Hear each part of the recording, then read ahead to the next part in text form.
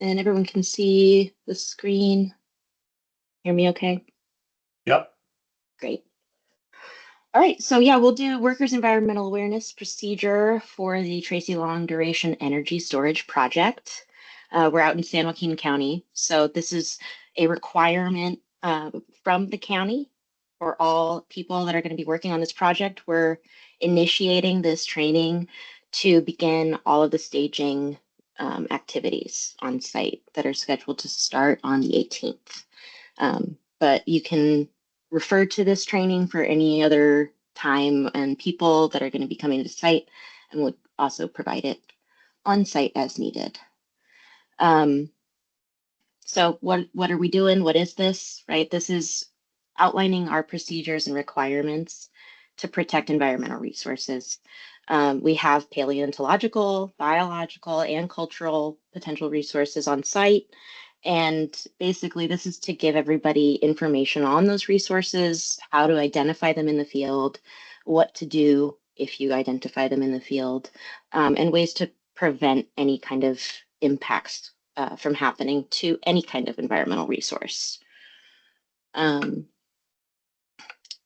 yeah, legal obligations as well, right? There are penalties for violating laws as it comes to environmental law. So we'll talk about a little bit about that.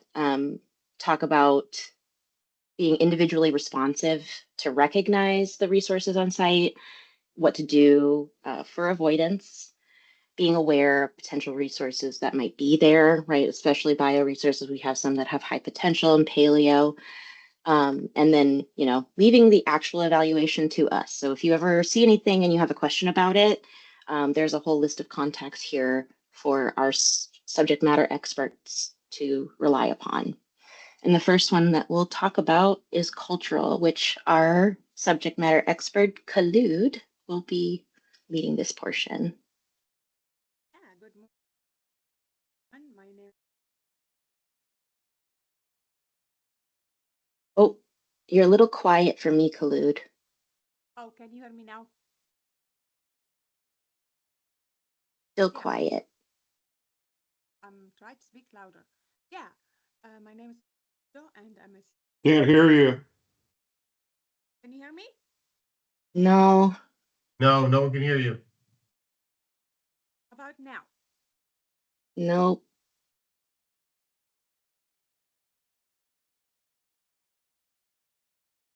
You're very faint. Can you hear me now? Barely. If you whatever you can do to increase your mic, it's a little bit better every time. It's still extremely faint. Apologies. How about now? Still too faint. Okay. Mic up. Do you want to try hopping out of the meeting and coming back in? Yes. See if that will help. Yes. I know it was working just 10 minutes ago when we were on our other call.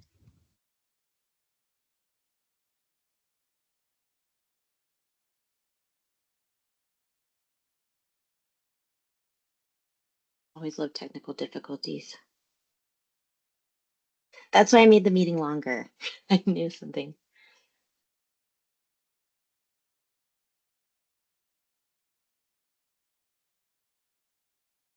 In worst case, I can just take over and we can just go through the slides. So.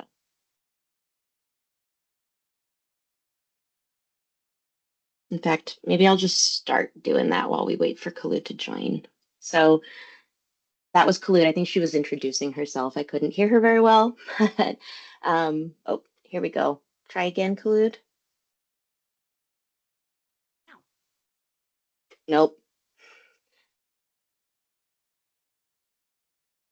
Yeah. All right, I'll go through the slides. So, what are cultural resources? They're remnants of human occupation, right? California Native Americans and later history. So anything that's 50 or plus years old. And these are things that can provide information about the people that were there, right? Their heritage, the labor, lifestyle, what they were doing, their tools. And, this helps actually create a timeline of human occupation, which is pretty neat. So common things you could find would be arrowheads, bones, other kinds of tools, imported china, things like beads, and even bottles and ceramics. Other stuff like trash piles with shellfish and bones, grinding stones, right, to help reveal diets and broaden our understanding of the archaeology and history of the area.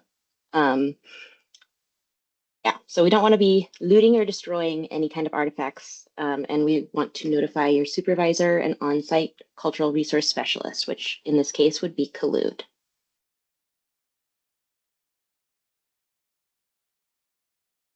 Some of the stuff you might encounter, so this is one of those arrowhead possibilities, right? Lots of California Native American history in this area. They've occupied this area, and you can find all kinds of cool little artifacts about from them. And again, anything 50 years or older. So even a glass bottle. I've had like found concrete walls that actually were considered like historic bricks, right? Building materials. Anything that you find that you would be out of the ordinary, just kind of stop and get your supervisor. Even things like this, the little bedrock mortars. Um, need to be protected. So adherence to mitigation measures under the county jurisdiction. In this case, right, we have this environmental training is part of that mitigation to kind of keep your awareness on site. But we have the resources code that also has specific compliance when it comes to finding human remains and theft or removal of any artifacts from the site. Don't do that. And if you find human remains, immediately stop. We have to call the coroner. There's a whole thing. Penal Code 622, willful injury, disfiguration, defacement, or destruction of objects that are archaeological or historical interest or value on private or public lands is a misdemeanor. So can get in trouble. And same with our safety code 7050.5, intentional disturbance, mutilation, or removal of interred human remains is a misdemeanor. So we have to immediately stop, contact the coroner, make a report, and notify within 24 hours to Native American Heritage Commission. A few more little options of what you could find, right? Manos hammerstones. I wish Glued were here. I don't know, Andy, if you have any info on pestles, mortars, pestles, choppers, bowls. Yeah, all of these are considered cultural resources. Yes, these are food processing implements, mostly just if you see a buried rock that is unusually, it just does not look naturally shaped. Those manos and hammerstones are unusually round. Those pestles like very cigar shaped in a way that's not very natural. That's and bowls, self-explanatory. Guys, hear me now. You're still super faint. Sorry about that. No idea what's It's all right. We'll get through it. So here's the lithic stone tools. So different type, but this is the ones that I'm more familiar with: the arrowheads, scrapers, flakes, drills, hoppers, and cores. I don't know flakes if there's some sort of tip and trick on that one, Andy, but arrowheads are pretty straightforward. Correct. Flakes are very difficult to spot for non experts, but they are going to be tiny little flakes like you see on the right there, generally of flint or obsidian. Yeah, it's like those look like obsidian too. Crystal girlies. So Native American cultural resources in the midden. So this is like the different layers of soil as you do excavations. So for our, initial site prep and pre-construction activities, this won't be as important, but as we get into excavations and trenching, right, looking at the different layers, there could be clams and mussels, like a sea layer, often oily to the touch, and sometimes even smells like oil. Hearth represents remnants of a purposeful fire, so usually a grouping of fire affected rock and a bunch of really dark soil and dark material. And I believe that's kind of demonstrated here at the bottom.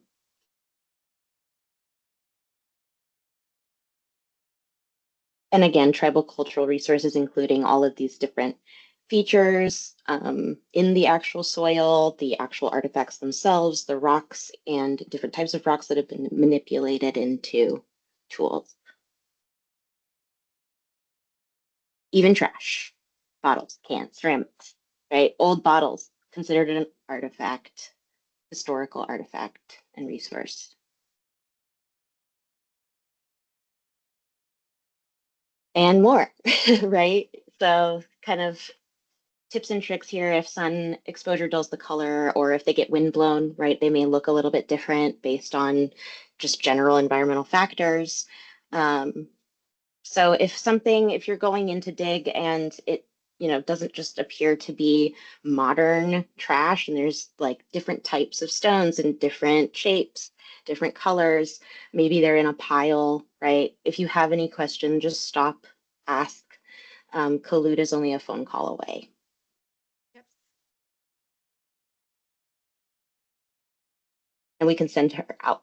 So, and yeah, these trash scatters are probably really common, right? Of metal, glass bottles, bricks, like I said, lumber, fragments, buildings. So even if it seems like it's more modern, better to just stop, take a picture. We can send the cultural resource specialist a photo and just make sure that we're good and not disturbing anything that doesn't need to be disturbed.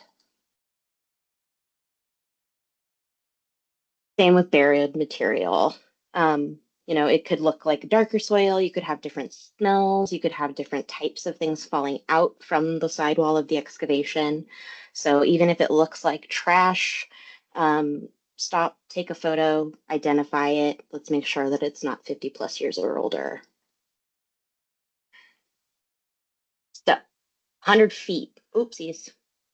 Within 100 feet of the find, we should be stopping any ground disturbance as soon as we find something or see something that we think might be a cultural resource.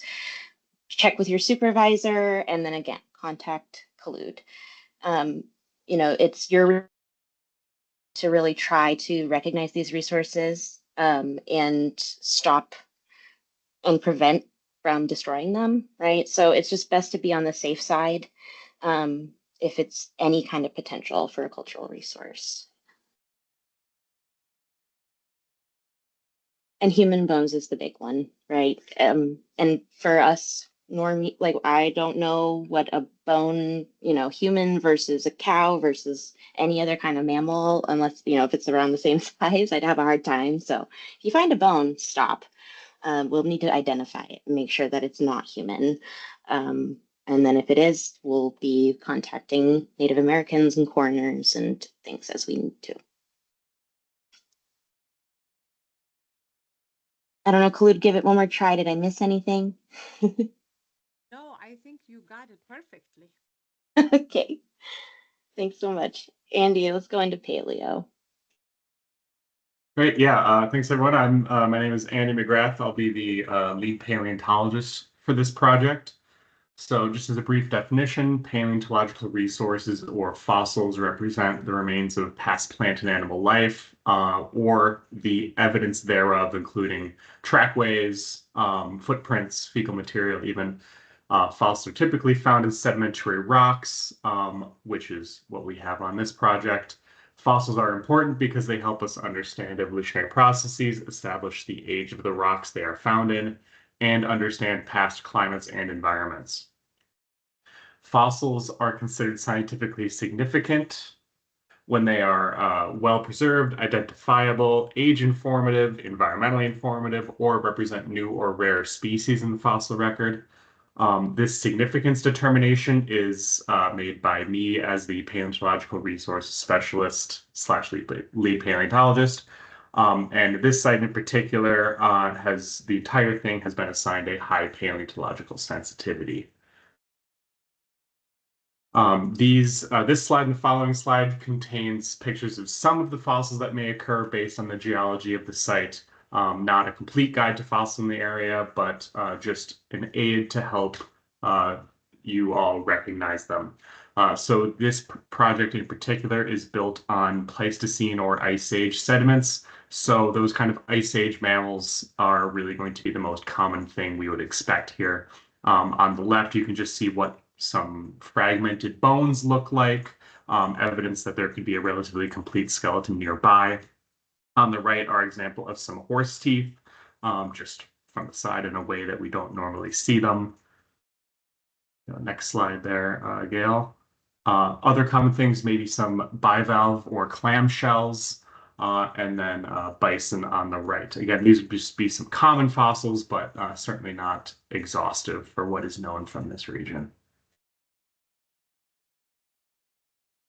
So this project must comply with the mitigation measures laid out in the ISMND.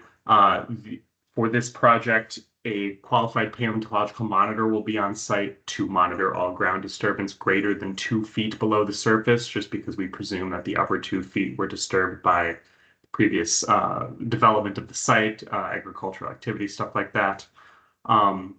Myself, if I am on site, or the Paleontological Resources Monitor has the authority to halt or redirect construction if significant paleontological resources are encountered.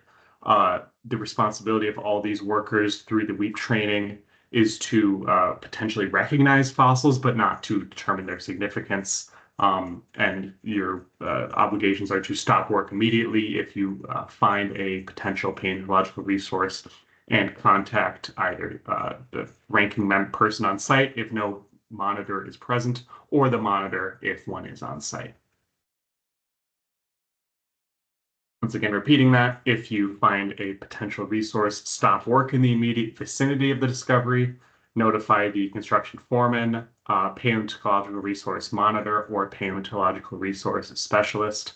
The monitor or person who first arrives on site will set an exclusion zone around that fossil to prevent any damage to it and allow for that find to be documented, evaluated, and if necessary, salvaged.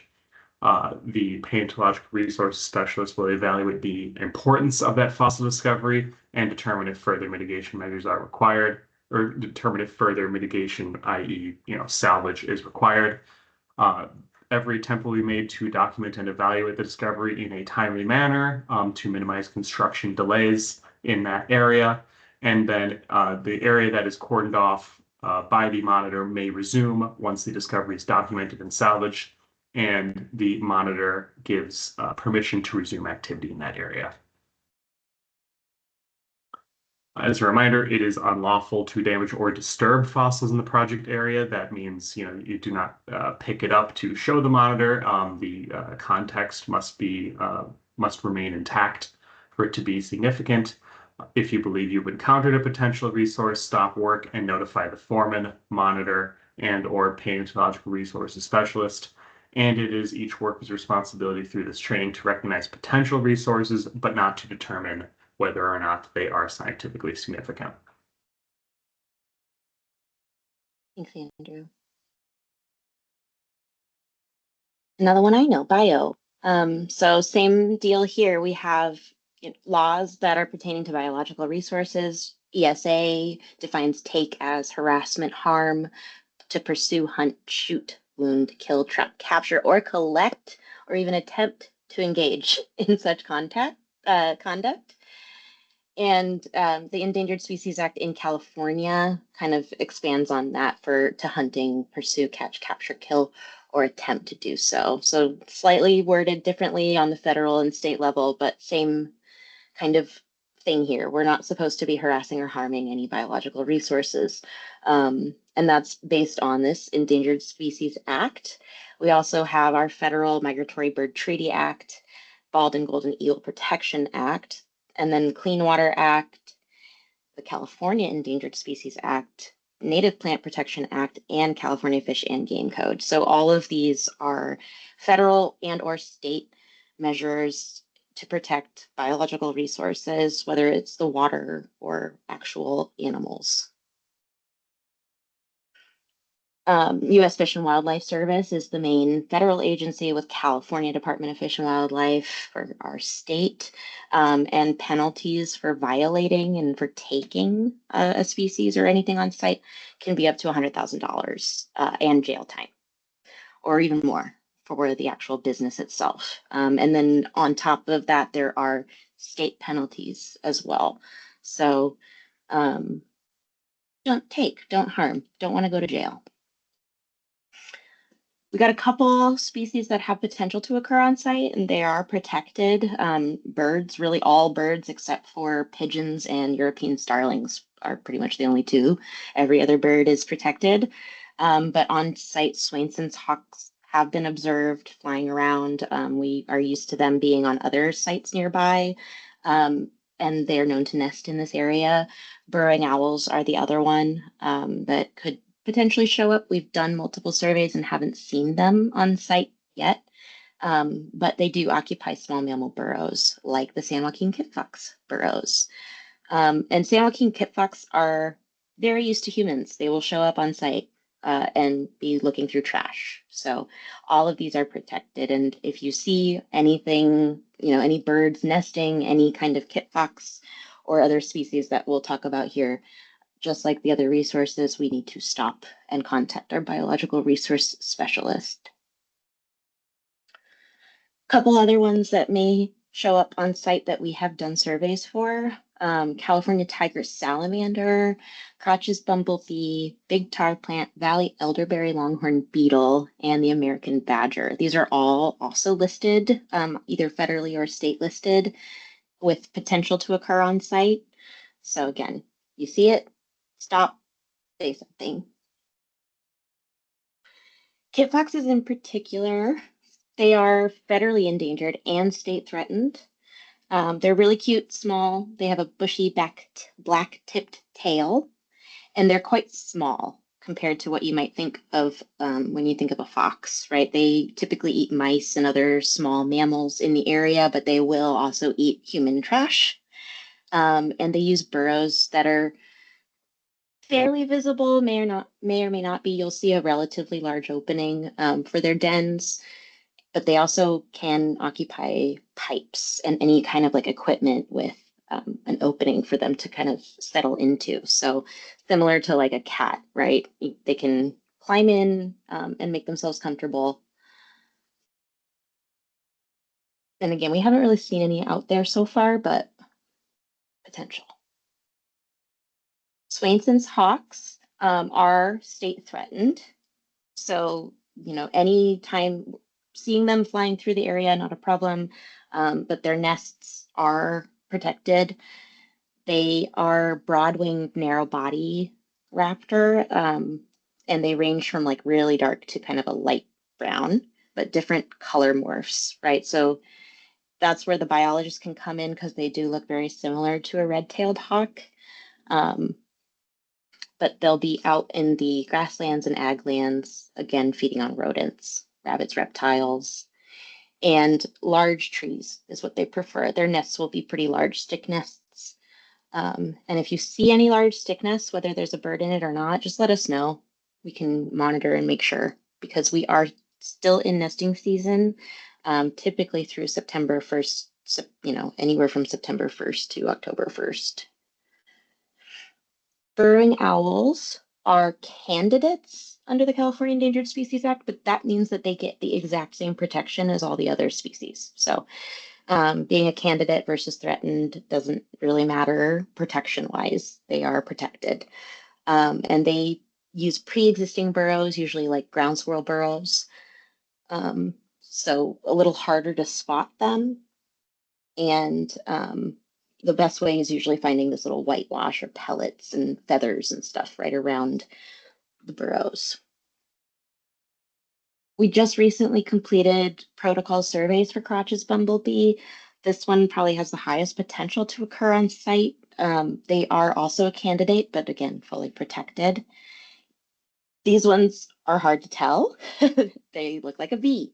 They have square shaped heads and little rounded ankles. So unusual for bees, these guys nest in the ground. So They're harder to find, and that's why we have, more reliance upon the actual food source. So if we're seeing milkweed, lupine, sage, like the food sources are usually the best way to tell if they're going to be around.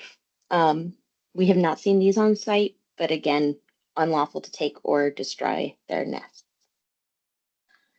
All nesting birds are protected, right? January 1st or February through September 1 is our typical nesting season, but it can happen really anytime. And anytime there's an active nest, whether it's on a piece of equipment, on a building, or in a tree or on the ground, it is not to be messed with. There will be a buffer put in place. Our designated bio for this project is Ryan Wardle. So we don't have permanent biomonitoring required for our county section, but we do have our designated biologist. So if you see anything, we can get out there quickly. So do not touch any animals or their nests. No removing animals' nests or animal parts, right? Even if you find a deceased individual, stop, call Ryan, call your supervisor.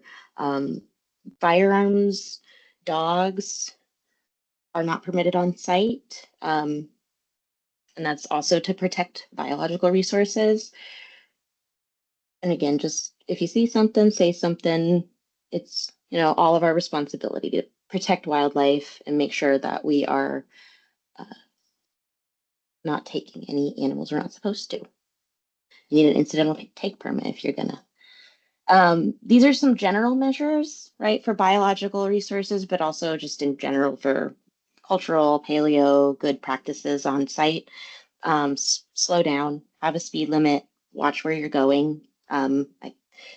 I've seen a lot of people using their phones on sites while driving around, right? Don't be using your phone. Pay attention so that you don't drive over anything.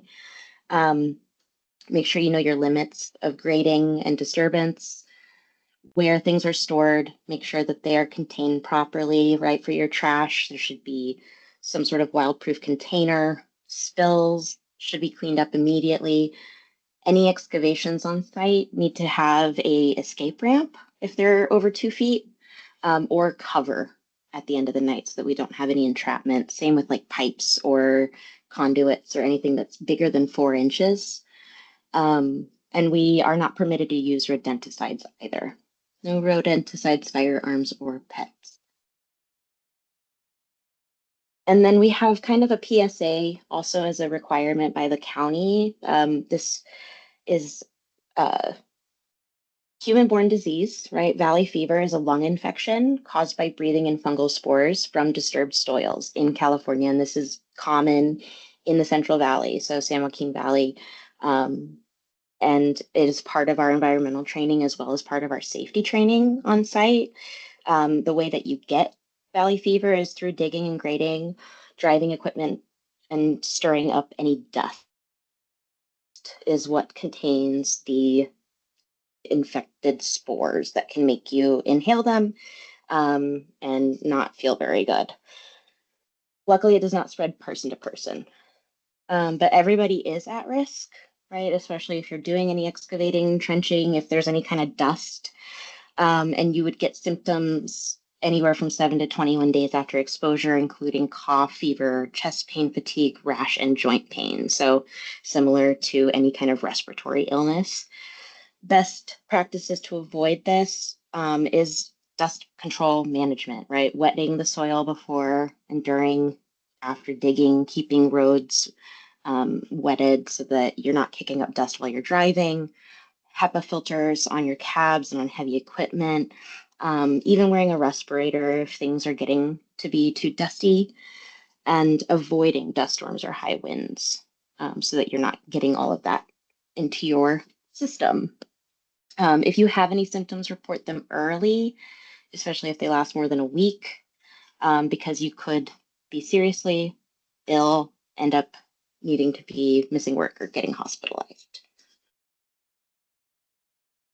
Yeah, 2 out of these were 5 months long, so not something you want to get, and masks can definitely help along with general dust control. Here's your project's main points of contact. So Ashley Quackenbush is our supervising environmental project manager. She's kind of the head of the program with Josh from IHM, right, leading as a project manager. And John Boyer is our typical contact director of environmental health and safety for Midway. For your cultural resource specialist, this is Collude's information. So this will be posted and available for everybody on site. Again, if you see anything, you can give Collude a call. Paleontological will be Andrew McGrath. And biological is Ryan Wardle. We'll have a acknowledgement form, and I believe there's also a sticker. So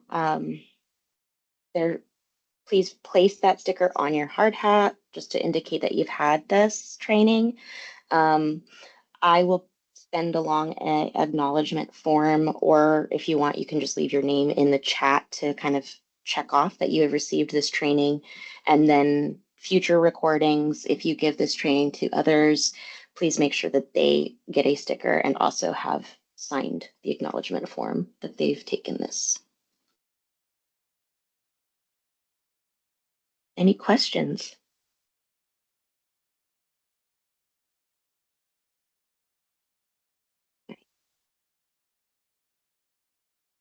You'll stop recording.